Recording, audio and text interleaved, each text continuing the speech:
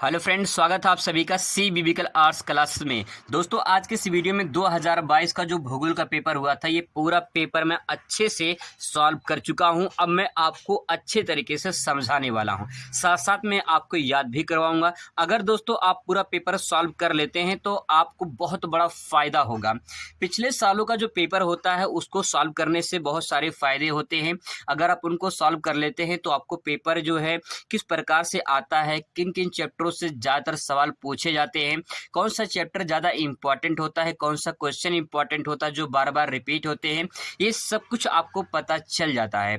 इसीलिए दोस्तों आपको प्रीवियस ईयर जो क्वेश्चन होते हैं उनको जरूर आपको सॉल्व करना चाहिए। अगर आप इसे सॉल्व कर लेते हैं तो बहुत काफी ज्यादा फायदा आपको मिलता है। मैं पिछली वीडियो में 2023 का जो है ये करा चुका हूँ, पूरा पेपर सॉल्व करा चुका हूँ, अच्छे तरीके से मैंने लोगों को समझाया भी था। अब यहाँ पे 2022 का सॉल्व करेंगे, फिर इसके बाद 2020 का भी सॉल्व कर लेंगे। ये 3 मॉडल पेपर हैं, ठीक है। ये 3 मॉडल पेपर जो है आप यहाँ पे दे सकते हैं। ये 3 मॉडल पेपर आपका यहाँ पे है, 2020 का है, 2022 का है, 2023 का है। ये तीनों मॉडल पेपर अगर आप सॉल्व कर लेते हैं तो बहुत अच्छा खासा आपको नंबर मिल जाएगा, क्योंकि हर साल क्वेश्चन रिपीट होते हैं। दूसरी बात दोस्तों, ये 3 मॉडल पेपर मैं क्यों बता रहा हूँ उसके पीछे रीजन है। रीजन ये है कि 2020 से ही आपका एनसीईआरटी लागू है। तो 2020 से अगर आप सॉल्व कर लेते हैं तो आपको एनसीईआरटी पैटर्न के जितने सारे क्वेश्चन हैं वो आपको यहाँ पे कवर हो जाएगा। तो चलिए शुरुआत करते हैं। बहुत अच्छे तरीके से आपको समझने की जरूरत है यहाँ पे, और मैं पूरी कोशिश करूंगा कि आपको अच्छे से समझ में आ जाए और आपको याद भी हो जाए। दोस्तों, जिसमें क्वेश्चन पूछे जाते हैं यहाँ पे देखिए, बहुविकल्पीय, अति लघु उत्तरीय, लघु उत्तरीय और इसके बाद दीर्घ उत्तरीय प्रश्न पूछा जाता है। लघु उत्तरीय जो रहता है, इसमें लघु उत्तरीय की बात करें तो यहाँ पे आप दे सकते हैं इसको 50 शब्दों में लिखना होता है, और दीर्घ उत्तरीय जो है 150 शब्दों में लिखना होता है, और अति लघु 20 शब्दों में लिखना होता है। तो यहाँ पे अगर 20 शब्द की बात करें तो 20 शब्द का मतलब 4 से 5 लाइन, और 50 शब्दों का बात करें मतलब कि जो है कम से कम 8 से 10 लाइन, और 150 शब्दों में कम से कम 2.5 पेज में तो आपको इसका आंसर लिखना ही होता है। तो अगर आप इस प्रकार से आंसर लिखेंगे तो आपको पूरा नंबर मिलेगा। चलिए शुरुआत करते हैं। यहाँ पे बहुविकल्पीय प्रश्न दिया गया है। सबसे पहले देखिए प्रश्न यहाँ पे दिया गया है, निम्नलिखित में से कौन सा एक मानव भूगोल का उपागम नहीं है। तो इसमें करेक्ट आंसर जो है मात्रात्मक क्रांति हो जाएगा। तो यहाँ पे देखिए, आपको यहाँ पे जो आंसर लिखा गया है आपको इस प्रकार से आंसर नहीं लिखना है, मतलब कि ये क्वेश्चन नहीं लिखना है, बस आपको आंसर लिखना रहेगा। इसके बाद यहाँ पे ऐसे करके आपको टिक कर देना है। तो मात्रात्मक क्रांति जो है इसका करेक्ट आंसर हो जाएगा, ठीक है। इसके बाद दूसरा क्वेश्चन देखते हैं। दूसरा क्वेश्चन देखिए, निम्नलिखित में से कौन सी बागाती फसल है। तो बागाती फसल वो होती है जो बागानों में की जाती है। तो रबड़ इसमें करेक्ट आंसर हो जाएगा। तो बागाती फसल में क्या हो जाएगा, रबड़ हो जाएगा, और इस प्रकार से आपको यहाँ पे करके इस पे टिक कर देना है। इस प्रकार से अगर आंसर देते हैं तो आपका करेक्ट आंसर माना जाता है। अगला प्रश्न यहाँ पे देखिए, तीसरा प्रश्न है, निम्नलिखित में से किस राज्य में प्रमुख तेल क्षेत्र स्थित है। तो सभी जानते हैं इसमें असम जो है करेक्ट आंसर हो जाएगा। तो यहाँ पे देखिए, निम्नलिखित में से कौन सा प्रमुख तेल क्षेत्र है, तो यहाँ पे असम इसका करेक्ट आंसर हो जाएगा। आपको पेपर में जो है ये क्वेश्चन नहीं लिखना पड़ेगा, सीधा आंसर लिखेंगे। यहाँ पे आपको एक चीज और काम करना है, जैसे मतलब तीसरे का ये जो है द सही है, तो यहाँ पे लिखना है ये तीसरे का जो है द है, ठीक है। यहाँ पे आपको लिख देना है ये तीसरे का द है, इस प्रकार से आपको लिख देना है। जैसे यहाँ पे रबड़ वाला है तो यहाँ पे जैसे मान लीजिए इसका आंसर जो है यहाँ पे तीसरे का जो है ये गा वाला पोर्शन है, ठीक है। तो यहाँ पे जो है ये सा वाला पोर्शन है, तो यहाँ पे जो है आपको यहाँ पे सा से लिख देना है। इसके बाद ये करेक्ट आंसर हो जाएगा, ठीक है। और उसके बाद कुछ नहीं करना होता है। इसके बाद दोस्तों आप यहाँ पे देखिए, अगला सवाल है चौथा। यहाँ पे देखिए, निम्नलिखित में से पत्तन में कौन सा पूर्वी तट पर स्थित है। तो पत्तन का मतलब होता है जो समुद्र तट पे जो बंदरगाह होते हैं उन्हीं को पत्तन के नाम से जाना जाता है। तो पूर्वी तट पे तूतीकोरिन है, ये तमिलनाडु में पड़ता है। तो यहाँ पे जो है इसका करेक्ट आंसर क्या हो जाएगा, यहाँ पे आप दे सकते हैं तूतीकोरिन जो है इसका करेक्ट आंसर हो जाएगा। यहाँ पे आप जो है इस प्रकार से करके यहाँ पे आंसर टिक कर देंगे, ठीक है। अगला सवाल पूछा है कि मोंटेवीडियो राजधानी नगर है। तो मोंटेवीडियो की राजधानी किसकी है। तो यहाँ पे आंसर हो जाएगी उरुग्वे की है। उरुग्वे की राजधानी क्या है, मोंटेवीडियो है। चिली की राजधानी सैंटियागो है, वेनेजुएला की कराकस है, और पेरू की राजधानी लीमा है। तो उरुग्वे की राजधानी क्या है, मोंटेवीडियो। तो इसका करेक्ट आंसर क्या हो जाएगा, उरुग्वे हो जाएगा। तो इस प्रकार से आप लिख के यहाँ पे जो इसको टिक कर देंगे ये आपका करेक्ट आंसर हो जाएगा। छठवां सवाल देखिए, निम्नलिखित में से कौन सा स्थान सूती वस्त्र उद्योग के लिए प्रसिद्ध है। तो सूती वस्त्र उद्योग के लिए मैनचेस्टर प्रसिद्ध है। ये मैनचेस्टर कहाँ पे है, लंदन में, यानी ग्रेट ब्रिटेन में जो है। तो इसका करेक्ट आंसर हो जाएगा यहाँ पे मैनचेस्टर। तो यहाँ पे इस प्रकार से टिक कर देंगे, आपका आंसर करेक्ट हो जाएगा। अगला सवाल यहाँ पे देखिए, निम्नलिखित में से किसकी जनसंख्या सबसे अधिक है? तो इन ऑप्शन में से बताना है। तो इनमें देखा जाए तो संयुक्त राज्य अमेरिका सबसे अधिक है। अगर यहाँ पे चीन होता तो चीन का आंसर होता, अगर भारत होता तो भारत का आंसर होता। तो इसमें से जो है तीसरे नंबर पे आता है आपका संयुक्त राज्य अमेरिका। पहले पे चीन, दूसरे पे भारत, तीसरे पे संयुक्त राज्य अमेरिका आता है। तो करेक्ट आंसर क्या हो जाएगा इसमें? संयुक्त राज्य अमेरिका यहाँ पे करेक्ट आंसर आपका हो जाएगा। इसके बाद तो अगला सवाल है, यहाँ पे देखिए, सड़क के किनारे विकसित मानव बस्तियां क्या होती हैं? सड़क जो होता है ऐसे होता है, तो सड़क किनारे जो बस्ती बसी होती है उसको क्या कहते हैं? रेखी, क्योंकि सड़क होता है रेखे में होता है। तो यहाँ पे करेक्ट आंसर क्या हो जाएगा? रेखी हो जाएगा। तो यहाँ पे आप इसका आंसर लिखेंगे जो है। इसके बाद दोस्तों पूछा गया है अति लघु उत्तरीय प्रश्न में, देखिए यहाँ पे शुरुआत करते हैं। मानव भूगोल के अध्ययन के किन्हीं दो उपागमों को बताइए। तो इसमें दो उपागम पूछा है, 1 नंबर आपको प्लस 1 नंबर, यानी दो उपागम के लिए 2 नंबर मिलेगा। तो इसका आंसर कैसे लिखेंगे? देखिए यहाँ पे लिखेंगे प्रश्नोत्तर नंबर 9, क्योंकि यहाँ प्रश्नोत्तर नंबर कितना है? 9 है, ठीक है। इसके बाद यहाँ पे पहला उपागम, दूसरा उपागम, इसको करेक्ट जब करेंगे एग्जामिनर इसको चेक करेंगे तो आपको जो है इस पे आपको 2 नंबर आपको यहाँ पे दे देंगे। इस प्रकार से जो है आपको यहाँ पे आंसर लिखना होता है। अभी देखिए इसके बाद अगला सवाल है, जनसंख्या घनत्व से आप क्या समझते हैं? 2 नंबर का सवाल पूछा गया, जनसंख्या घनत्व से आप क्या समझते हैं? तो इसका आंसर देखिए यहाँ पे दोस्तों सबसे पहले जनसंख्या घनत्व हेडिंग डालेंगे और यहाँ पे देखिए प्रश्नोत्तर नंबर ये 10 है, ठीक है। तो यहाँ पे जो है यहाँ पे मैंने 10 लिखा गया है और यहाँ पे जनसंख्या घनत्व हेडिंग डालेंगे। इसके बाद जो है यहाँ पे अंडरलाइन कर देंगे और उसके बाद यहाँ पे लिखेंगे आंसर। प्रतिशत होगा प्रति 1000 वर्ग किलोमीटर पे निवास करने वाले व्यक्तियों की संख्या को जनसंख्या घनत्व कहा जाता है। इसका आंसर इस प्रकार से होगा कि प्रति 1000 वर्ग किलोमीटर पे निवास करने वाले व्यक्तियों की संख्या को जनसंख्या घनत्व कहा जाता है।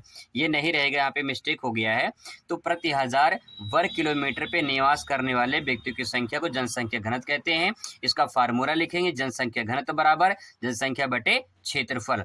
अब जो है इसको आप अंडरलाइन भी कर सकते हैं, तो ये जो है आपका एक कोटेशन का काम करेगा और इस प्रकार से आपको पूरा का पूरा 2 नंबर आपको इस पे जो है आराम से एग्जामिनर 2 नंबर आप इसको दे देगा, ठीक है। पर ध्यान रखें कोई गलती उलती ना हो, जैसे यहाँ पे गलती हुई है तो गलती ना हो, आपको पूरा नंबर इस प्रकार से मिल जाएगा। अगला सवाल देखिए, लिंगानुपात को परिभाषित कीजिए। 2020 में, 2022 में, 2023 में लगातार सवाल पूछा जा रहा है कि लिंगानुपात क्या होता है, इसको परिभाषित करिए।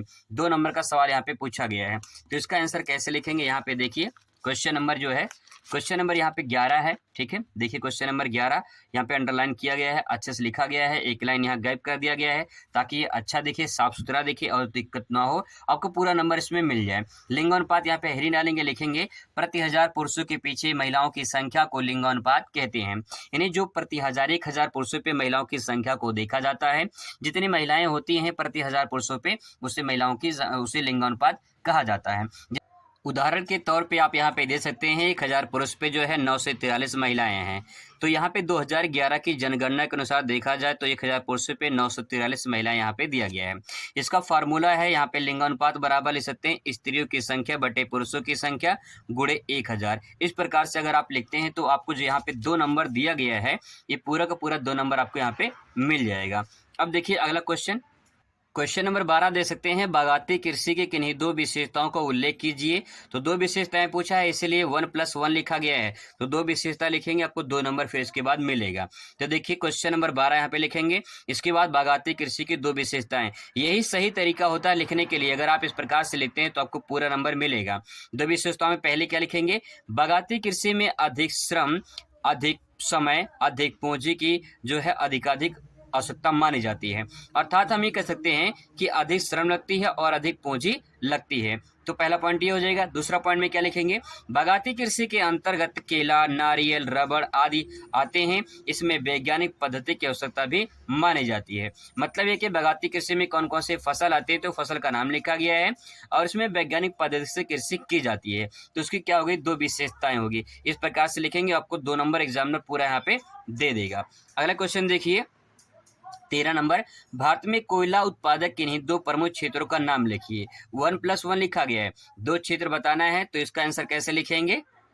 क्वेश्चन नंबर 13 का आंसर यहाँ पे देखिए, हेडिंग डालेंगे भारत का प्रमुख कोयला उत्पादक दो क्षेत्र में डायरेक्ट आप नाम ले सकते हैं, यहाँ पे डिटेल में लिखने की जरूरत नहीं है, लेकिन यहाँ पे डिटेल में लिखा गया है भारत में प्रमुख कोयला उत्पादक क्षेत्र झारखंड का झरिया है जो अधिक प्रसिद्ध माना जाता है।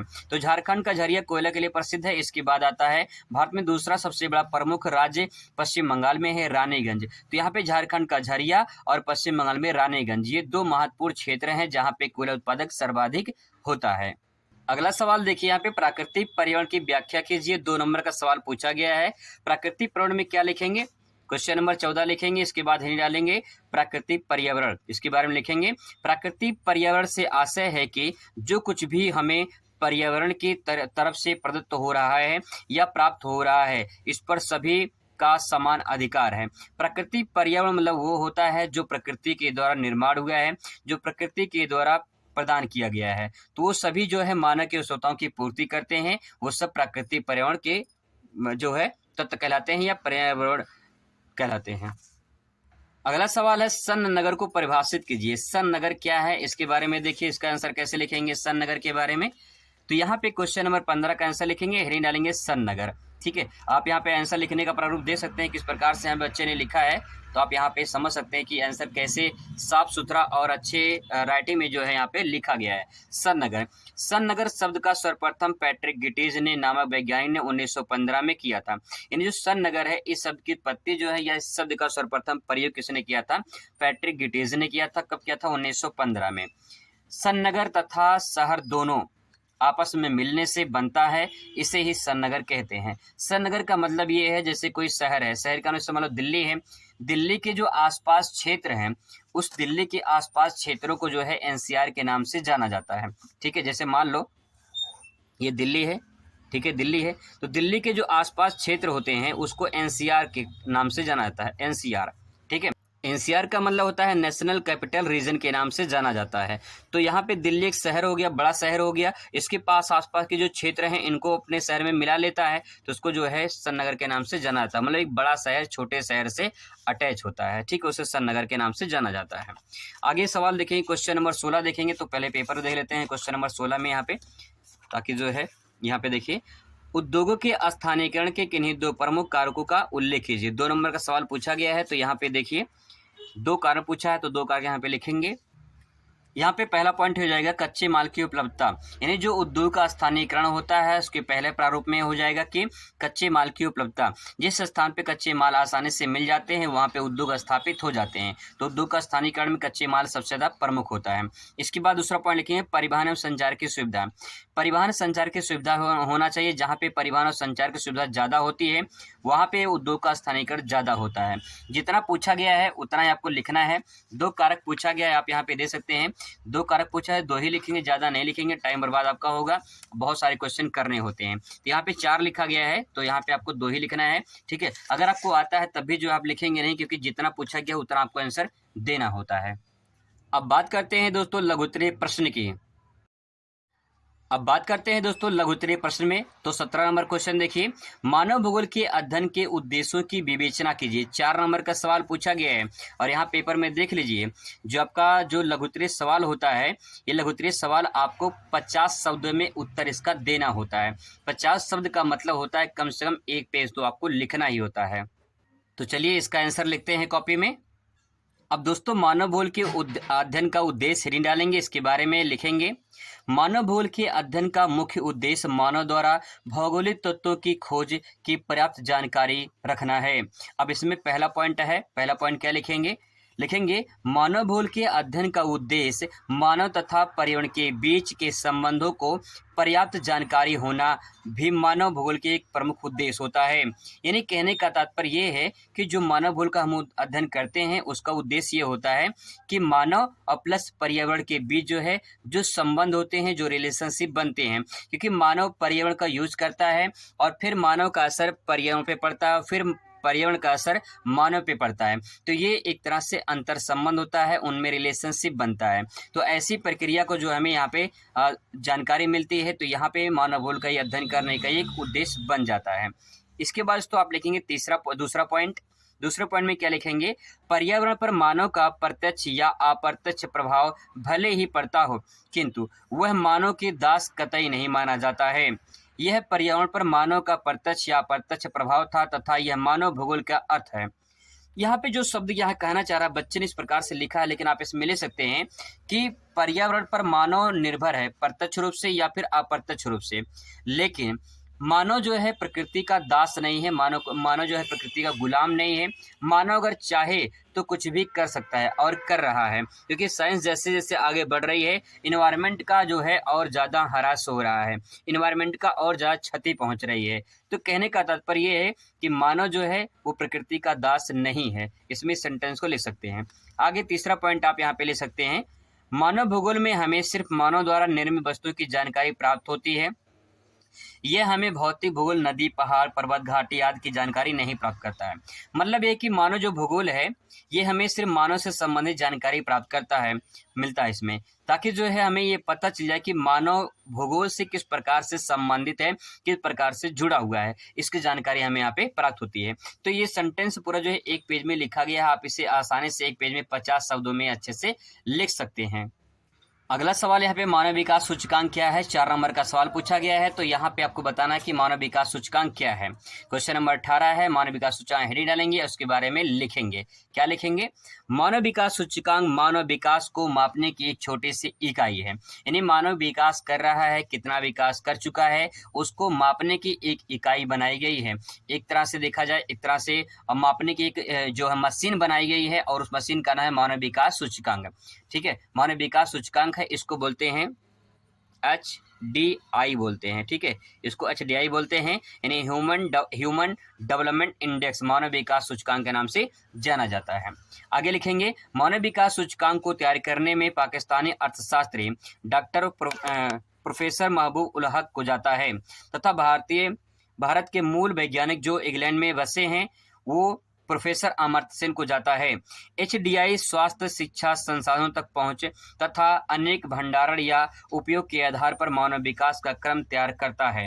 मानव विकास की सबसे उच्चतम स्कोर जो है, ये पॉइंट अगर आपको नहीं आता है तो कोई बात नहीं, आप इसको लिखने की जरूरत नहीं है।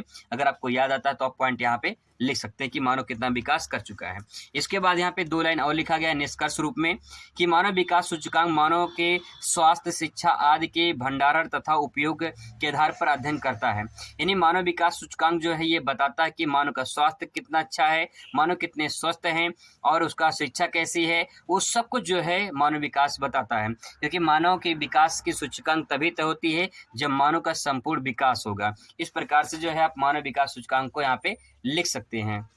अगला सवाल यहाँ पे है, भारत में जनसंख्या वितरण को प्रभावित करने वाले कारकों की विवेचना कीजिए। 4 नंबर पूछा गया है, तो इसको आंसर बहुत अच्छे तरीके से ले सकते हैं। क्वेश्चन नंबर 19 से आप ये दे सकते हैं, हेडिंग डालेंगे, भारत में जनसंख्या वितरण को प्रभावित करने वाले कारक। इसका आंसर लिखेंगे। यहाँ पे देख लीजिए, डायग्राम के माध्यम से मैंने आपको समझाने की कोशिश किया है।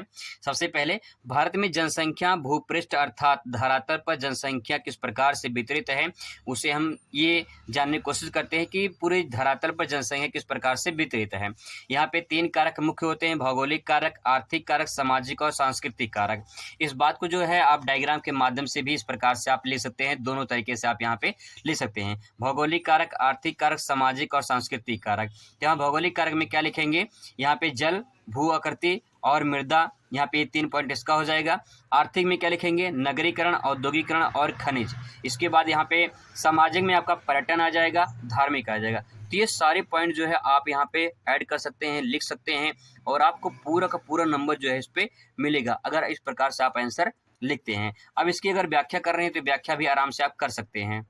क्वेश्चन नंबर 20 देखिए, जनसंख्या प्रवास को प्रभावित करने वाले कारकों का उल्लेख कीजिए।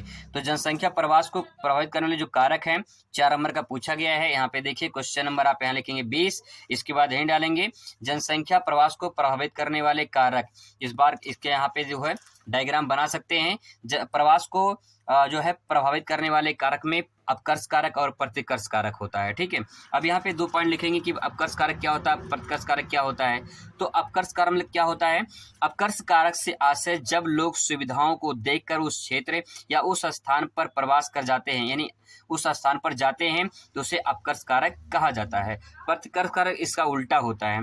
प्रतिकर्ष कारक जब लोग असुविधाओं सुख सुविधाओं की कमी महसूस करके दूसरे स्थान पर चले जाते हैं तो उसे प्रतिकर्ष कारक कहते हैं। कहने का तात्पर्य है कि जहाँ पे लोग आते हैं वो अपकर्ष कारक है, जहाँ से लोग जाते हैं वो प्रतिकर्ष कारक है। ठीक है, इस प्रकार से आप यहाँ पे आसानी से समझ सकते हैं। अगला क्वेश्चन यहाँ पे देखिए, भारत में अपभ्रक के वितरण की विवेचना कीजिए। तो क्वेश्चन बहुत ही इंपॉर्टेंट है, भारत में अपभ्रक के वितरण की विवेचना कीजिए। हेडिंग डालेंगे, लिखेंगे अपभ्रक वितरण भारत में क्षेत्र कौन कौन से हैं, यहाँ पे लिखेंगे आंध्र प्रदेश। अपभ्रक उत्पादन की दृष्टि से यह राज्य देश का सर्वप्रथम स्थान रहा है, या हम कह सकते हैं कि प्रथम स्थान रहा है।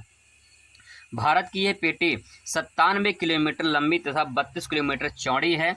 यह आंध्र प्रदेश के नेल्लोर जिले में सर्वोत्तम प्रकार के अपभ्रक उत्पादन होता है। तो इस प्रकार से आप ले सकते हैं कि आंध्र प्रदेश में जो है अपभ्रक उत्पादन सर्वाधिक होता है, और फिर वहाँ पे जो है अच्छी किस्म के जो है अपभ्रक मिलते हैं। इस प्रकार से आप आराम से ले सकते हैं।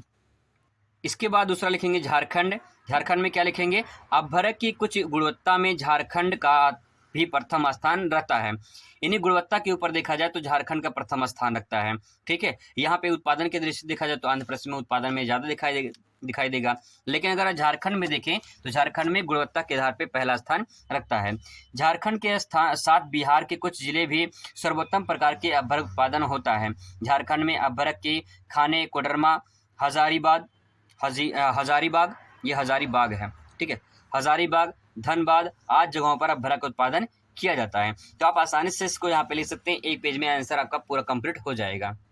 क्वेश्चन नंबर 22 देखिए, यहाँ पे क्वेश्चन नंबर 22 जो है, यहाँ पे मिश्रित कृषि की विशेषताओं का वर्णन करना है। तो मिश्रित कृषि की विशेषताओं का वर्णन में देखिए लिखेंगे आंसर, मिश्रित कृषि में एक साथ कई फसलों को उगाया जाता है तथा उनका उपयोग किया जाता है। ठीक है, मिश्रित मतलब क्या होता है, मिक्स होता है। दूसरा देखिए, मिश्रित कृषि में कृषि के साथ साथ पशुपालन भी शामिल होता है। तीसरा पॉइंट लिखेंगे, इसमें अधिक समय, अधिक श्रम और अधिक पूंजी की आवश्यकता होती है। अगला पॉइंट लिख सकते हैं, इसमें तकनीकी का ज्ञान, वैज्ञानिक गतिविधियों का कुछ उपयोग किया जाता है। यानी जो मिश्रित कृषि की जाती है वो वैज्ञानिक पद्धति पर आधारित होता है।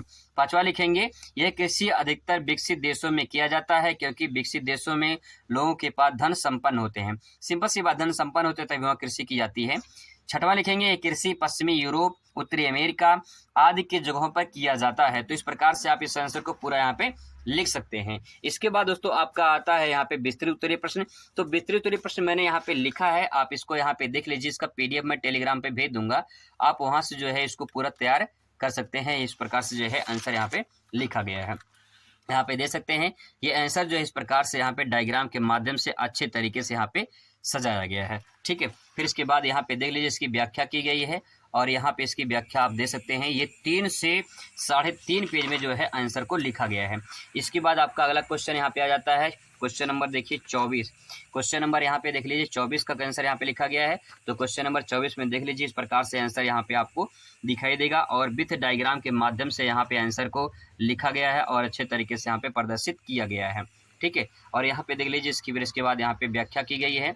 यहाँ पे जो है ये इसकी व्याख्या आप यहाँ पे आराम से जो है इसको देख सकते हैं। PDF के रूप में मैं जो है इसे भेज दूंगा टेलीग्राम पे, वहाँ से आप इसे प्राप्त कर सकते हैं। यहाँ पे आप देख लीजिए 2 क्वेश्चन लॉन्ग पूछा जाएगा, और दोनों क्वेश्चन को लॉन्ग क्वेश्चन को आपको लिखना होता है। इसके बाद दोस्तों आपका आता है संसार का और विश्व का मानचित्र आता है। यहाँ पे लॉन्ग क्वेश्चन के करने के बाद मानचित्र कार्य आता है। मानचित्र कार्य में जो है अलग से आपको बताऊँ कौन कौन से जो है आप आसानी से भर सकते हैं। एग्जाम्पल के तौर पे जैसे मान लीजिए यही मानचित्र यहाँ पे दिया गया है, मानचित्र को ऐसे भरना होता है। जैसे आप यहाँ पे देख लीजिए, सवाल यहाँ पे क्षेत्रफल दृष्टि से सबसे बड़ा राज्य कौन सा है, तो एक राज्य क्या हो जाएगा, राजस्थान हो जाएगा। पहले का क्या आंसर हो जाएगा, यहाँ पे देख लीजिए 25 का पहला हो जाएगा। इस प्रकार से लिखना है। सबसे अधिक साक्षरता वाला राज्य कहाँ पे है, तो केरल हो जाएगा। दूसरे का आंसर क्या हो जाएगा, केरल हो जाएगा। तीसरा देखिए यहाँ पे तीसरा क्वेश्चन पूछा, सबसे अधिक चावल उत्पादन कहाँ पे होता है, सबसे ज़्यादा चावल कहाँ पे होता है? पश्चिम बंगाल में होता है। ठीक, कहाँ पे? पश्चिम बंगाल में। तो ये आंसर हो जाएगा।